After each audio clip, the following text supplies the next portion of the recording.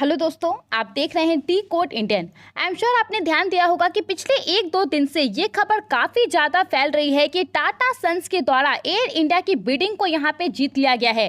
तीसरी बार था जब भारत सरकार के द्वारा एयर इंडिया को बेचने का प्रयास किया गया और यहाँ पे टाटा सन्स के द्वारा सबसे बड़ी बोली लगाई गई थी और कहा जा रहा है कि टाटा सन्स ने ऑलमोस्ट एयर इंडिया को खरीद लिया है। लेकिन देखिए, किसी भी प्रकार का अभी तक ऑफिशियल अनाउंसमेंट आना बाकी है। ना ही तो एयर इंडिया के तरफ, ना ही तो टाटा ग्रुप के तरफ से कोई भी यहाँ पे अभी अनाउंसमेंट आया है और ना ही तो भारत सरकार के तरफ से कोई भी यहाँ पे अनाउंसमेंट आया है। लेकिन अगर सच में टाटा सन्स एयर इंडिया को खरीद लेती है तो टाटा ग्रुप के लिए एक बहुत ही इमोशनल मूवमेंट होगा, बहुत एक हिस्टोरिक मूवमेंट होगा, क्योंकि आपको पता होगा कि टाटा सन्स और एयर इंडिया का काफी पुराना संबंध है। तो इन सब के बारे में आज के इस वीडियो में हम बात करने वाले हैं। देखिए, सबसे पहले तो यहाँ पे कोई ऑफिशियल अनाउंसमेंट नहीं आया है, लेकिन उसके बावजूद भी बहुत सारी मीडिया आउटलेट ने इसको कवर किया है अलग अलग सोर्सेज के थ्रू। जैसे कि यहाँ पे मनी कंट्रोल का आर्टिकल देख सकते हैं, Tata Sons wins bid for Air India, official announcement awaited. उसके अलावा इंडिया टुडे का आर्टिकल आप देख सकते हैं, Air India disinvestment, Tata Sons wins bid for national carrier. Now यहाँ पे देखिए, टाटा सन्स क्या है? बेसिकली टाटा ग्रुप की एक होल्डिंग कंपनी है। टाटा ग्रुप के बारे में आपने जरूर सुना होगा। ये भारत की एक मल्टीनेशनल कॉन्ग्लोमरेट मैन्युफैक्चरर है। बेसिकली कॉन्ग्लोमरेट का मतलब क्या होता है? जैसे कि रिलायंस कंपनी हो गया। रिलायंस का क्या क्या बिजनेस है भारत में? इसका टेलीकॉम का बिजनेस है, हम लोग जियो का सिम इस्तेमाल करते हैं। इसका मार्ट का बिजनेस है, आपने रिलायंस मार्ट के बारे में सुना होगा, जियो मार्ट के बारे में सुना होगा। इसके अलावा इसका ऑयल मार्केटिंग कंपनीज में भी रोल है। तो यहाँ पे रिलायंस जो है किसी एक सर्विस को प्रोवाइड ना करके अलग अलग सर्विस पे फोकस कर रही है, ठीक है। तो यही क्या कहलाता है? बेसिकली कॉन्ग्लोमरेट कहलाता है। यहाँ पे टाटा ग्रुप भी क्या है? एक कॉन्ग्लोमरेट मैन्युफैक्चर है, यानी कि अलग अलग चीज का ये निर्माण करती है, सिर्फ एक चीज पे फोकस नहीं है। बहुत सारे कंपनी है टाटा ग्रुप के। यहाँ पे आप देख सकते हैं Tata chemicals, Tata communication, Tata consultancy services, Tata consumer products, Tata Motors के बारे में आपने सुना होगा जो ऑटोमोबाइल्स की सर्विसेज प्रोवाइड कराती हैं। उसके अलावा टाटा स्टील के बारे में आपने सुना होगा जो बेसिकली स्टील का निर्माण करती है। तनिष्क के बारे में आपने सुना होगा, ज्वेलरी। उसके अलावा आपने वोल्टास के बारे में सुना होगा जो इलेक्ट्रॉनिक सामान का निर्माण करती है। टाटा क्लिक हो गया, टाटा प्रोजेक्ट लिमिटेड हो गया।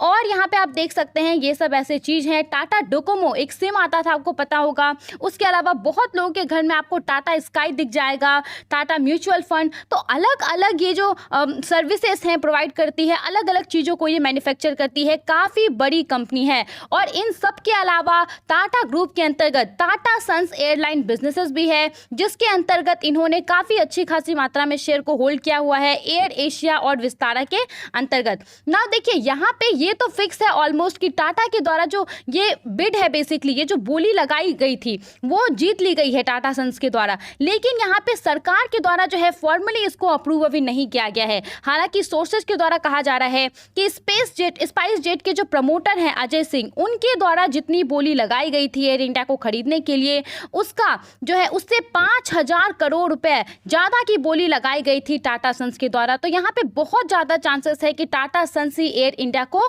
खरीद लेगी और सरकार भी कहीं ना कहीं यही चाहती है। आपको पता चल जाएगा आगे कि मैं ऐसा क्यों बोल रही हूँ। देखिए, इससे पहले आपको ये जाना जरूरी होगा कि एयर इंडिया एक्चुअली करती क्या है और एयर इंडिया को सरकार बेचना क्यों चाहती है। देखिए, बेसिकली यहाँ पे एयर इंडिया क्या है? एयर इंडिया भारत में हवाई जहाज सर्विसेज प्रोवाइड कराती है। ये भारत की एक फ्लैग कैरियर एयरलाइन है, यानी कि एक सरकारी एयरलाइन है जिसका हेडक्वार्टर आपको नई दिल्ली में मिल जाएगा और ये एयर इंडिया लिमिटेड के द्वारा ओन की जाती है। 102 डोमेस्टिक और इंटरनेशनल डेस्टिनेशंस हैं इसके। भारत में ये लार्जेस्ट इंटरनेशनल कैरियर है जिसका मार्केट शेयर है 18.6%। अब यहाँ पे देख सकते हैं आप, इसका ये लोगो है एयर इंडिया का। सबसे पहले इसको फाउंड किया गया था 1932 में और उस समय इसका नाम था टाटा एयरलाइंस। तो अब आप यहां से कनेक्ट कर पाएंगे कि क्यों टाटा ग्रुप के लिए इसको खरीदना और भी ज्यादा इंपॉर्टेंट है। इसके अलावा देखिए, इसकी 2 जगह पे हब है। एक है दिल्ली में इंदिरा गांधी इंटरनेशनल एयरपोर्ट और दूसरा हब है इसका छत्रपति शिवाजी महाराज इंटरनेशनल एयरपोर्ट मुंबई।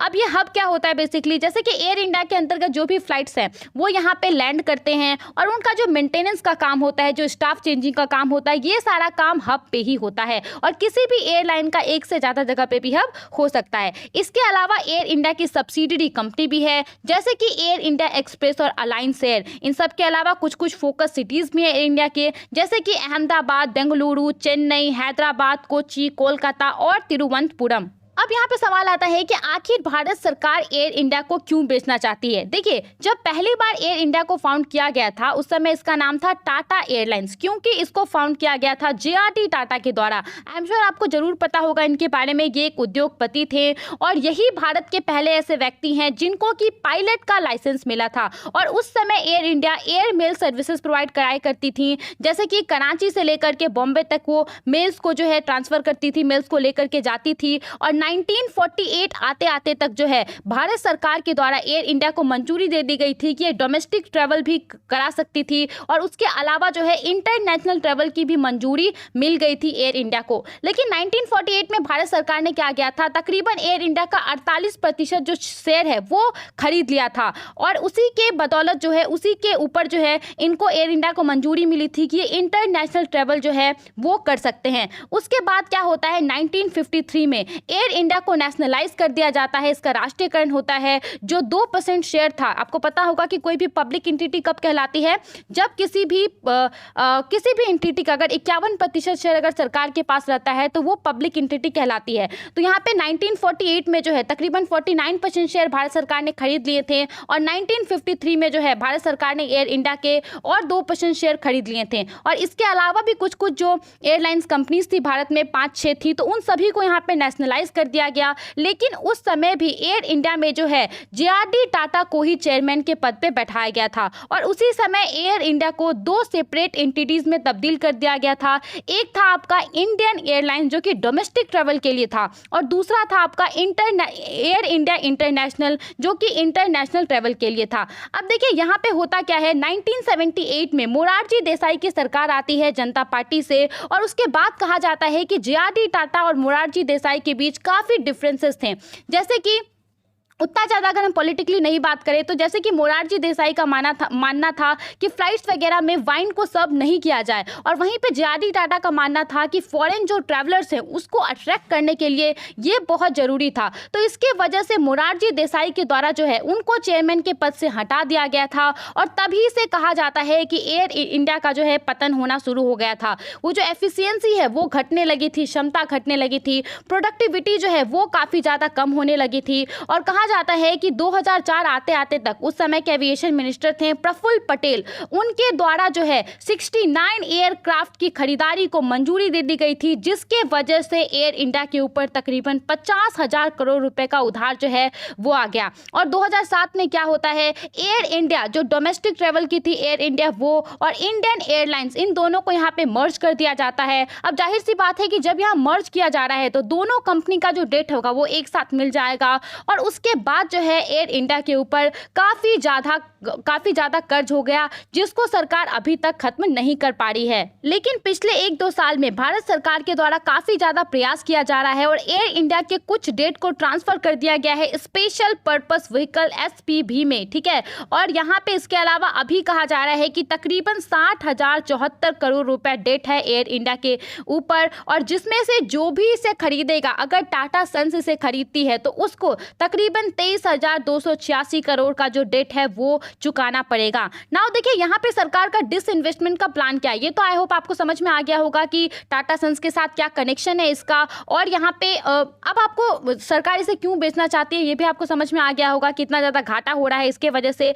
लेकिन यहाँ पे सरकार का डिसइन्वेस्टमेंट का प्लान क्या रहा है अभी तक। देखिए सबसे पहले 2001 में सरकार ने प्रयास किया था एयर इंडिया को बेचने का और उस समय जो हमारे अटल बिहारी वाजपेयी थे उन्होंने कहा था कि इसके 40% शेयर को हम बेचेंगे और 60% शेयर को हम अपने पास रखेंगे। उसके बाद ये फेल हो गया था, नहीं बिका था और उसके बाद 2018 में जो है भारत सरकार ने कहा था कि 76% शेयर हम एयर इंडिया का बेच देंगे और साथ में उन्होंने कहा था कि जो डेट वगैरह है, उधार वगैरह है, उसको भी जो भी खरीदेगा उसको 76% शेयर तो मिलेगा ही, साथ में उधार वगैरह भी उसे चुकाना पड़ेगा, जिसके वजह से जो है बहुत सारे लोग यहाँ पे अट्रैक्ट नहीं हो रहे थे। उन्हें लग रहा था कि वो इतना सारा पैसा देकर के एयर इंडिया को खरीदेंगे, लेकिन फिर भी सरकार का कंट्रोल कहीं ना कहीं एयर इंडिया के ऊपर रहेगा। तो ऐसा कहा जाता है कि not a single bid was received for the loss making airline. उस समय में एक भी बिड जो है भारत सरकार के पास नहीं पहुंची थी, कोई भी इसे खरीदना नहीं चाहता था। और इन सब चीजों को देखते हुए भारत सरकार के द्वारा जो बिडिंग प्रोसेस है उसमें कुछ बड़े बदलाव किए गए और अभी का जो लेटेस्ट यहाँ पे बिडिंग है उसमें भारत सरकार कहती है कि 100% जो ओनरशिप है वो कंपनी को दे देगी जो भी इसे खरीदेगा, एयर इंडिया की भी और उसके अलावा जो आपका एयर इंडिया एक्सप्रेस है जो उसकी सब्सिडियरी कंपनी है उसके भी। उसके अलावा एयर इंडिया का एक ग्राउंड हैंडलिंग कंपनी भी है AISATS, तो उसका भी 50% शेयर जो है वो भारत सरकार दे देगी जो भी इसे खरीदेगा। उसके अलावा देखिए उस समय सरकार के द्वारा जो कुछ कुछ नियम में चेंजेस लाए गए थे उसमें यह भी कहा गया था कि जो भी बिडिंग के लिए जो भी अप्लाई करेगा उसके लिए कुछ टर्म एंड कंडीशन सेट कर दिए गए थे कि इतना अगर इस पर्टिकुलर इंटरप्राइज का वैल्यू होगा वही इसके लिए बिडिंग को कर सकता है। मान लीजिए कि कोई कंपनी का पूरा जो वैल्यू है वो मान लीजिए 50,000 करोड़ है और भारत सरकार ने यहाँ पे सेट करके रखा है कि जिस कंपनी का वैल्यू 60,000 करोड़ रहेगा वही यहाँ पे बिडिंग के लिए जो है अप्लाई कर सकता है। ऐसा करके कुछ कर दिया गया था। उसके अलावा शॉर्ट टर्म डेट कितना है उस कंपनी का, लॉन्ग टर्म डेट कितना है, कंपनी के बैलेंस में कैश कितना है, तो ये सारी चीजों को यहाँ पे सेट किया गया था। देखिए ये इसके लिए ध्यान में रखते हुए किया गया था ताकि किसी को भी अगर एयर इंडिया सौंपी जाए तो वो उस फाइनेंशियल कंडीशन में हो कि वो उसको हैंडल कर पाए और अच्छे तरीके से उसको उभार सके। इसके अलावा आपको पता होगा कि कोई भी अगर खरीदता है एयर इंडिया को तो उसको तकरीबन 23,000 करोड़ का डेट है वो भी चुकाना पड़ेगा। और एयर इंडिया को खरीदने का मतलब है ऑटोमेटिकली जो एक आपका एयर इंडिया का इनॉर्मस इंफ्रास्ट्रक्चर है, काफी महंगा इंफ्रास्ट्रक्चर है, उस पे कंट्रोल पा लेना। जैसे कि टाटा सन्स अगर खरीदती है तो 4,400 डोमेस्टिक और 1,800 इंटरनेशनल लैंडिंग और पार्किंग स्लॉट पे उसको कब्जा मिल जाएगा और एक एक पार्किंग स्लॉट का यहाँ पे मिलियंस में प्राइस है। उसके अलावा 900 तकरीबन डोमेस्टिक और एयरपोर्ट ओवरसीज एयरपोर्ट पे भी उनको कब्जा मिल जाएगा। तो इस तरीके से अगर कोई एयर इंडिया को खरीदता है तो उसके लिए कुछ कुछ मुश्किलें का भी सामना उसको करना पड़ेगा, लेकिन कुछ कुछ बेनिफिट भी है। आई होप आपको ये सारी चीजें समझ में आ गई होंगी। आप इन सब के बारे में क्या सोचते हैं, हमें अपना ओपिनियन जरूर बताएं।